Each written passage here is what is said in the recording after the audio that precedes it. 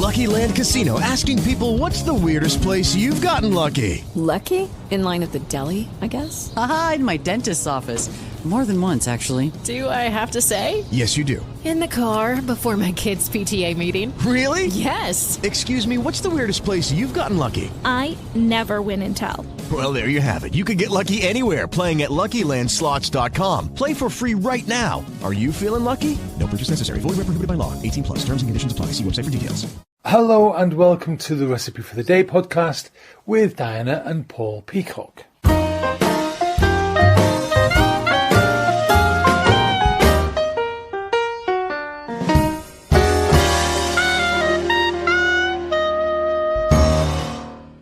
Qu'ils mangent de la brioche.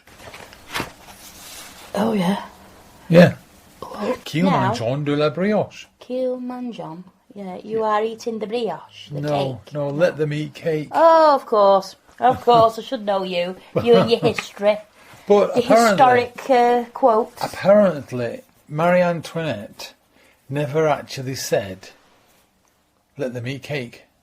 Do I Or it's not recorded. No. Sorry. It appeared in a book that was published when she was 9. So she would have been married to whoever it was, Louis XVI. And if she said it when she was 9, I'm sorry, she's not really. Well, she was in Austria when she was 9. Oh, well then. Because she was the daughter of Marie-Thérèse of Austria, the Empress Marie-Thérèse of Austria. And I heard that in Darling Buds of Mary. You did indeed, you did. Because Mariette is named after Marie Antoinette. Because they wanted to call her that. Yeah. The queen that lost her head. They cut her head off. But they said they couldn't say it. Pa said he couldn't say, so they called her Mariette. And joined the two names together, do you see what we did? Oh, what fantastic. But you today, can quote history, I can quote the Darling Buds of Mary. I can't quote history. Besides that, we're not talking about history. We're talking about cake. We're talking about something that's very dear to the Larkins' heart, as always was. And that's cake. Cake. I'm talking about all kinds of cake. Okay. I will give out some recipes at the end of Victoria sandwiches and things like that. Yeah, I mean, Victoria sandwich cake is a sponge cake. Yeah. So if we talk about sponge cakes, to begin with, you see sponge cakes come in various ways of doing it, basically. What generally you make for your Victoria sandwich is equal amounts of flour, butter and sugar. I tend to do 180 grams of self-raising flour, always self-raising flour, 180 grams of golden caster sugar or soft brown sugar, because that gives a better flavour to your cake, and 180 grams of butter. Now I tend to use the slightly salted butter. If you don't want it salted, butter, you'd still use a pinch of salt. Right, okay. That also gives a better flavour. It brings out the flavour of everything.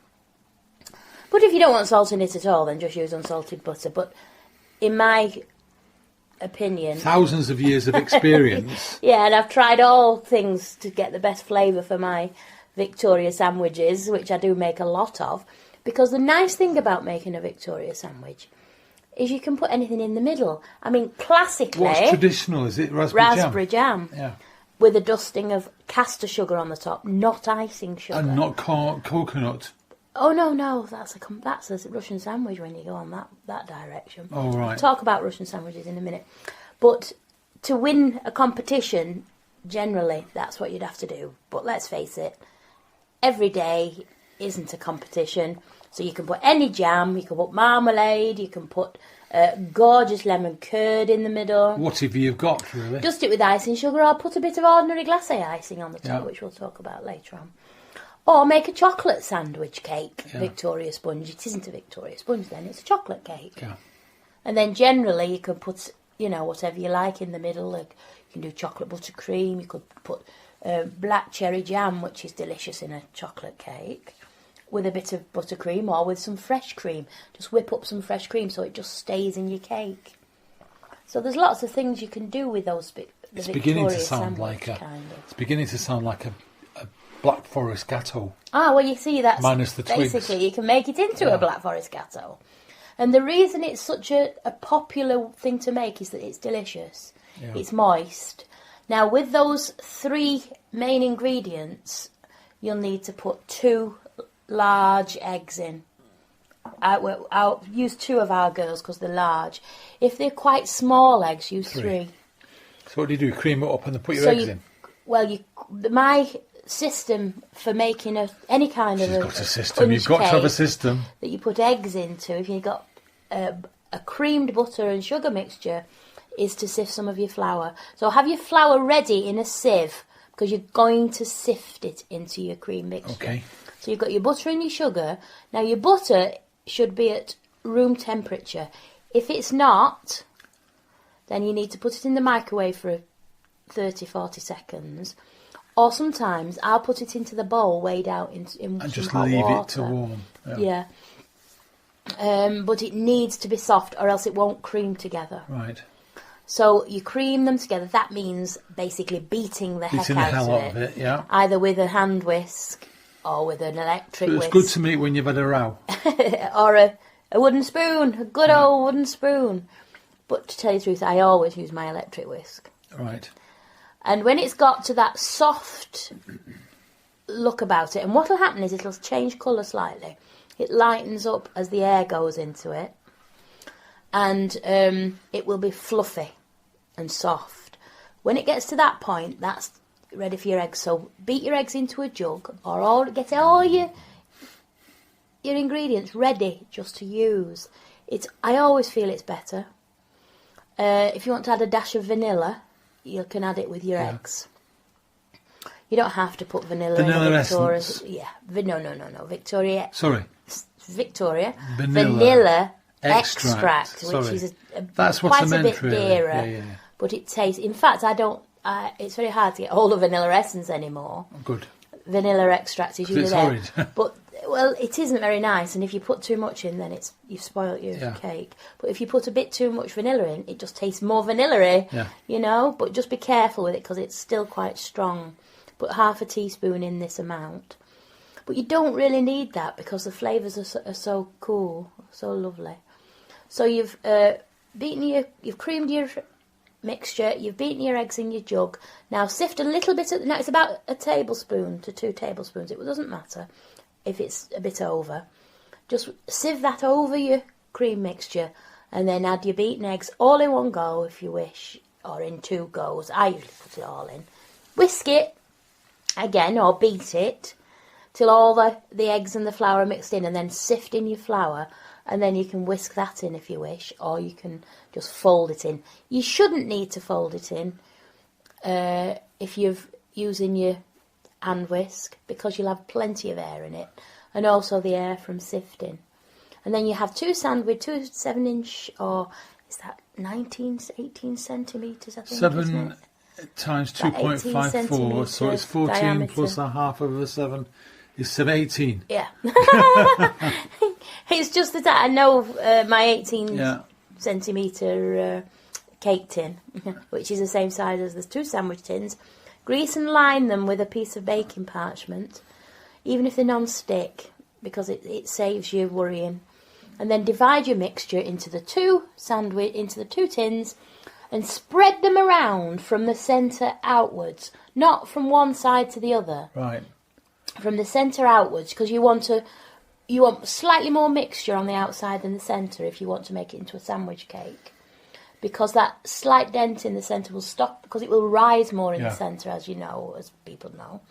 But it will settle down as well, so if it rises up a bit, don't worry, it will settle down when it cools. And then have your oven on 180 degrees, gas mark 4. Gas 4, that's 375. Yeah. And then they'll bake for about 15 to 20 minutes. Don't open the oven door till after 15 minutes. But you'll find, you see, mine takes 20 minutes to cook, but your ovens might not. You've just got to be very careful. Because you want them golden, deep golden on the top of the cake, but you don't want them to be burnt, and you don't want them raw, because they'll just sink back down, you'll get a gooey mix in the middle, and you can't do anything about that. Now, if you've never made one before, and you realise, well, that's happened, just cut out the centre bit that's gooey, and then make the rest of it just into another kind of a cake. And you can fill the centre then with fruit. Fruit, yeah. Or you can do that with one part, and then with your other part make a queen pudding. And nobody will ever know. No, there's always something you can do, and you can always, send in any questions about what you can do when you've got a problem. Because I will be, if I can answer them, I will be willing to. Yes, do send an email to paul@kitchennewbie.com, and I'll pass it on to the lady Diana. Yeah. Now, if you're going to make a chocolate version of that, simply take away about 20 grams of the flour, so you'll get 160 grams. And add 20 grams. And add 20 grams or 25 grams for an extra chocolate. It won't make any difference to your cake. Of cocoa powder. And then you can do whatever filling that we've talked about. Now then you can go on to other sponges, like the Genoese sponge and these are the ones that are lighter, they're whisked a lot. And they're very pleasant and all that, but I would stick to an ordinary sponge, especially if you're just starting out. Oh, we spoke about the Russian sandwich. Yes, we did mention coconut. Yeah, well, do you know what's inside a Russian sandwich? A spy. A spy. I don't know. It's the creme patisserie. Oh, right, okay. Patissiere, sorry. It's the creme pat, as they say on the baking programmes. Yeah. And that is a beautiful filling. Well, I'll go into the fillings later on. And creme pat, you've put your sandwich, your two Victoria type sponges, which are the same mixture. And then on the top, you put some glacé icing on. And then you put, for a proper Russian sandwich, you put coconut over the edge. So you've got a border of about 2 centimetres of coconut. And if you want to do that as soon as you can get it doesn't have to be perfect, as soon as you get your icing on, then it'll stick to your icing. The trouble with it is I'm not over keen on the consistency. And the other thing is it gets... What of coconut? Coconut, no, yeah. You don't like and it gets stuck in my teeth. Well, it does, and I'm spitting it out for hours. I love coconut, so coconut cakes. I don't mind delicious. Creamed coconut. And coconut in curries, it's a wonderful thing. But no. I tried a Bounty once. Oh, I love Bounty. It was like... Anyway, let's carry on with cakes. So, I mean, those are basically... There's lots more ideas that you can have for sponge cakes. But I just want to talk generally and about ones that are great to begin with. And then we've got, of course, the loaf tin type ones that you can actually slice as a slab, or you can cut in half and put jam in it or whatever you want to. But if you make it like a plainish cake, then you can either have a piece of plain cake, or you can have some jam on that. Have some Madeira. Yeah, or a bit of Nutella or whatever you fancy. Ooh. Now, a Madeira cake is the simplest one to make. Yeah. Very similar to the Victoria sponge mix. Seems to be less crumbly. Well, it has more flour in it than sponge cake. Your Victoria sponge. It's about 180 grams each of butter, sugar for the medium-sized loaf tin, to 200 grams of self-raising flour. And often either 20 grams of semolina, 20 grams of ground almonds, they add to the texture, you see. And then it's 3 eggs and half a teaspoon of vanilla. I was going to say, because it's actually, Madeira cake is very vanilla-y, isn't it? It is very vanilla-y, and zest of lemon as well, because it's lemony as well. It has that lemony... And for some reason, I always used to think vanilla and lemon don't go together. But in a Madeira cake, they do. Yeah. It just seems to be right. Now, a Madeira cake, because it's done in the loaf tin, takes longer to bake. Right. It's about an hour. Definitely 180. About an hour. Yeah, same temperature. 375. Yeah, so it does take longer. And the other one, which is very popular, is a lemon drizz cake. And lemon drizz is like a Madeira cake. You mean a drizzle, my dear? A drizzle, yes. It's very trendy to call it lemon drizz. Well, at least you didn't call it lemon dribble cake. No. Well, it sometimes is when it comes over the side. And the secret of making a lemon drizzle cake is obviously with a similar recipe to the Madeira, but don't put any vanilla in that. The zest and juice of a full lemon in the mixture, but you'll also need some more lemon juice and zest for the icing. And once you've cooked your lemon cake, let it cool a little bit, and then into a pan you'll need to put some granulated sugar, a couple of tablespoons, not into a pan, into a bowl. You don't need to put it into a pan, and mix it with the juice of a lemon, not all the juice, just add it till it's reasonably runny. Right. And your sugar will start to dissolve a bit, but won't dissolve completely. And then you pour that over the cake while it's still warm in the tin.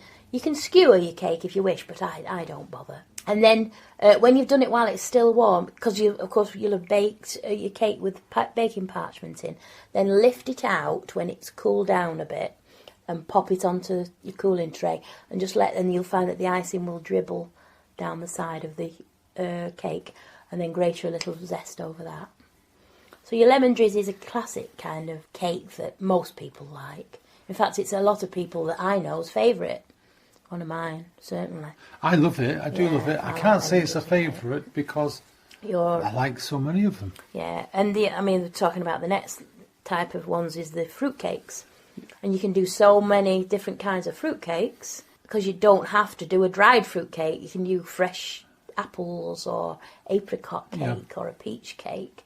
There's so many things you can do. I always have this...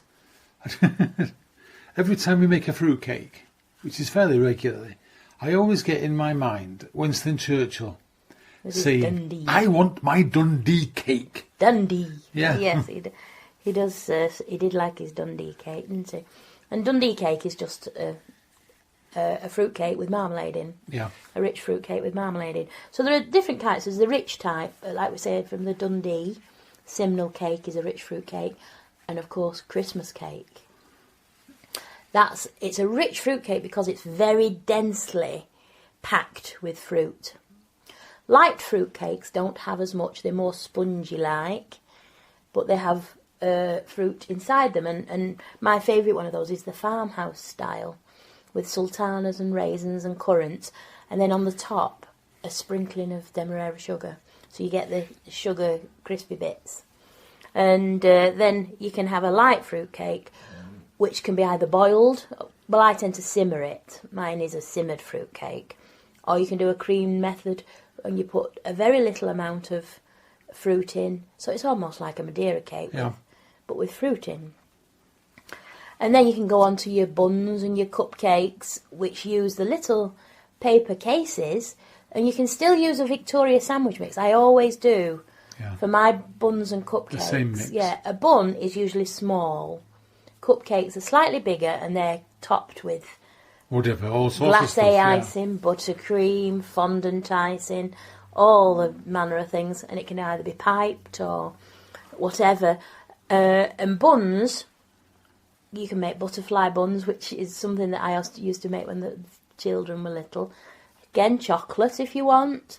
But a butterfly bun is simply the Victoria sandwich mixture bun, baked with nothing on the top, nothing special inside.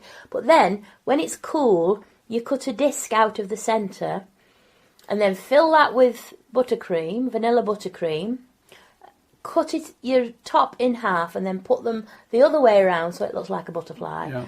Now that's a classic, old-fashioned, traditional buttercream bun. I can eat them for fun. Yeah, and you don't have to do anything fancy. You can just put the top back on if you wish. Yeah. So how do you make buttercream? So buttercream is 200 grams of sifted icing sugar into a bowl.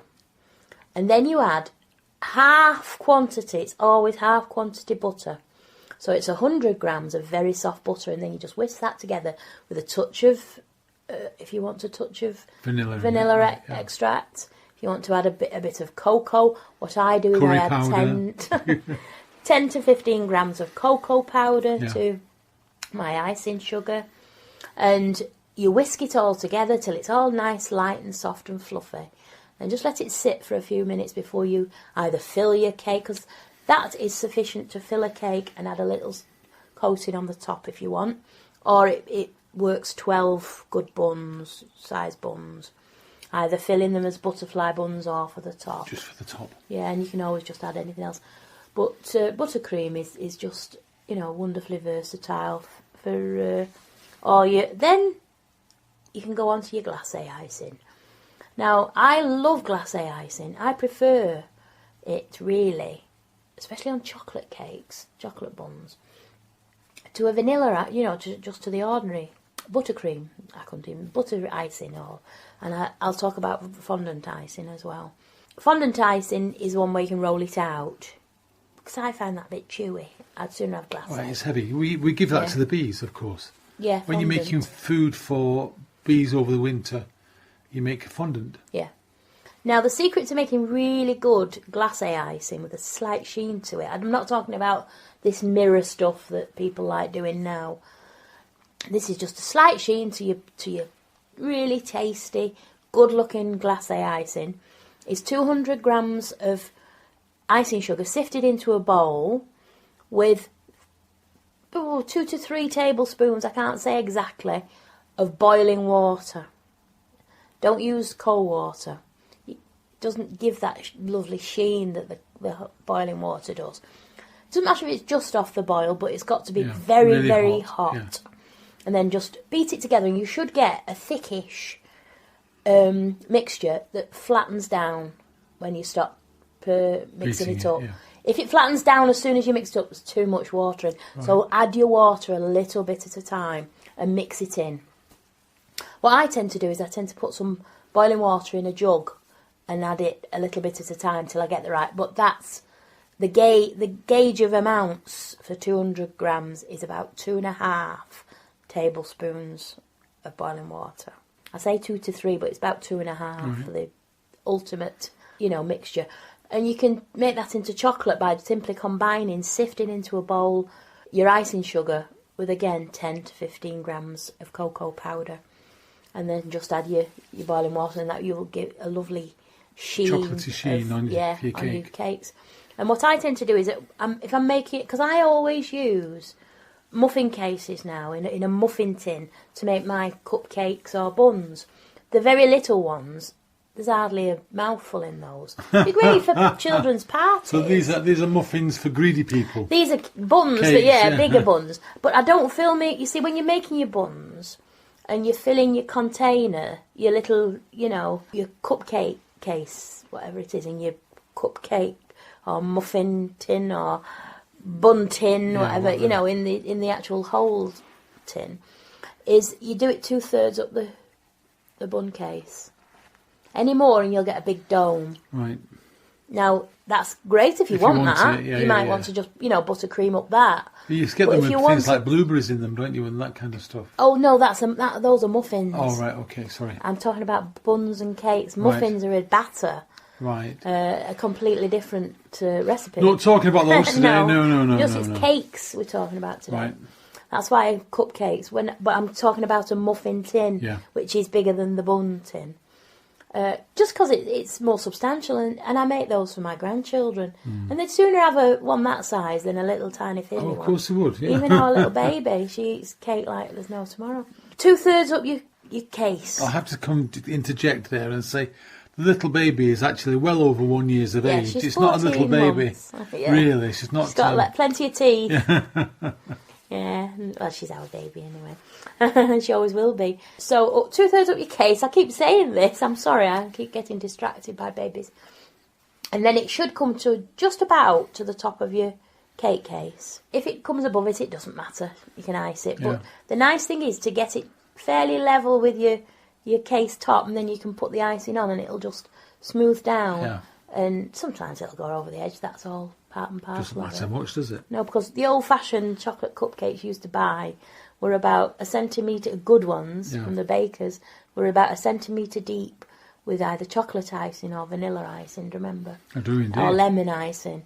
I used to love those. In fact, I think the chocolate cupcake, when I was a little girl, was one of my favourites. So we'll go back to talking about fondant icing. Yeah. Now, fondant icing is the one we were talking about that you can roll out. It's nice to use because you can make shapes from it. You can roll it out and then use a cutter to cut shapes out to put on your cupcakes. And it's been made very, very simple because it's quite a tricky thing to make fondant icing. Is because you can buy fondant icing sugar now. Yeah. And you just use it like you would ordinary icing sugar, but use 250 grams to about 4 teaspoons of water, and cold water this time, or warm water, not hot. And then when you've mixed that all together, get your hands in. Now, if you find it's too sticky, add a bit more of the fondant icing sugar. If it's too dry, just moisten your hands, so you've got to have spotlessly clean hands. You don't want bits of black I would stuff hope you'd have spotlessly clean hands anyway. Of course, but you've got to sort of knead it together. It needs a bit of knead in this. Then you can roll it out and use a cutter to make the right size for your cupcakes or your large cake. And it's also good, you know, if you're making a special occasion cake, a birthday cake to cover the whole thing, or a wedding cake, or a Christmas cake, if you don't like royal icing. I was going to say that's a kind of a royal icing, isn't it? Well, royal icing is traditionally used for Christmas cake because it goes firm and a bit crispy. Wedding cakes, they use it on. And wedding cakes as well. But fondant icing is mostly used. Has that got egg whites in it, royal icing? Royal icing is egg whites and icing sugar, yeah. Because I remember my mother used to send me when she was making wedding cakes at home for people. Yeah, oh yeah. I used to have to walk about 3 miles there and 3 miles back to this little place where they sold a thing called Merry White. Oh, that's right, yes. And it was basically a box of egg white.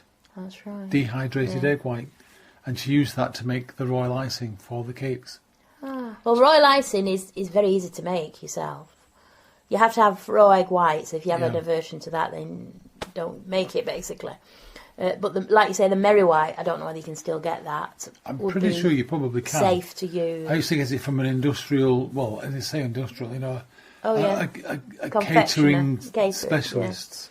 Yeah. And so... She was very good at doing the icing. She just couldn't spell anything right on the top of it. But for a traditional royal icing, which I use for the top of my Christmas cake, is 400 grams of icing sugar sifted into a bowl with 2 medium egg whites and a teaspoon of lemon juice, which keeps your icing nice and white.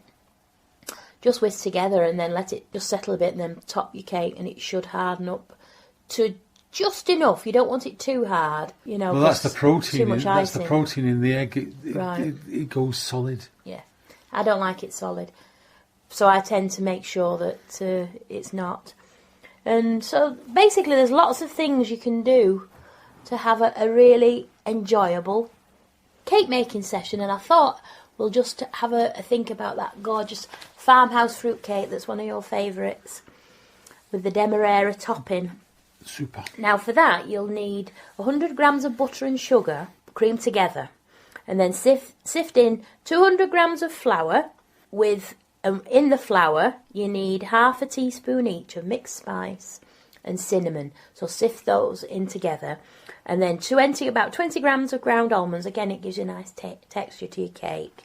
So what you need to do is sift in your flour before you do your eggs, like we did with the Victoria sponge. 3 eggs. You'll need 3 eggs just lightly beaten, and then add the rest of your flour and your ground almonds and mix that in. And then once you've got that mixed together, you need to have a zest of 1 lemon. It's just so useful. Yeah. You know, Lemons it lifts the flavour of every cake and everything you eat. And then 25 grams each of currants and raisins, and 50 grams of sultanas, or 50 grams of raisins, and whichever you prefer. And then 4 tablespoons of milk. Okay, and then you need to whisk that all together, or stir it all together after you've whisked it. And then you need to put that into an 18 centimetre deep cake tin, lined and greased with baking paper. Have your oven set at 180 degrees, and then when it's in the tin, do a little dip in the centre and sprinkle over a little bit of your demerara sugar, about a tablespoon, evenly over the top, and then bake it for about 1 to 1.5 hours. Probably will take about 1 hour and a quarter, but don't open the oven door till about 50 minutes into the cooking time. And what you need to have is a nice spongy top, because we didn't talk about this with the Victoria sandwich. You need to be able to press it down and it comes back again. That's why it's called sponge cake. Right. Because it does that. It's just like when you depress a sponge and it comes back up again. Well, your farmhouse fruitcake will do that. And when it's cooked, your fruitcake, leave it in the tin for about 20 minutes and then remove it, and then you can sprinkle a little bit more sugar on the top if you want. Thank you for listening. You will find this recipe in the programme notes and very shortly on www.kitchennewbie.com.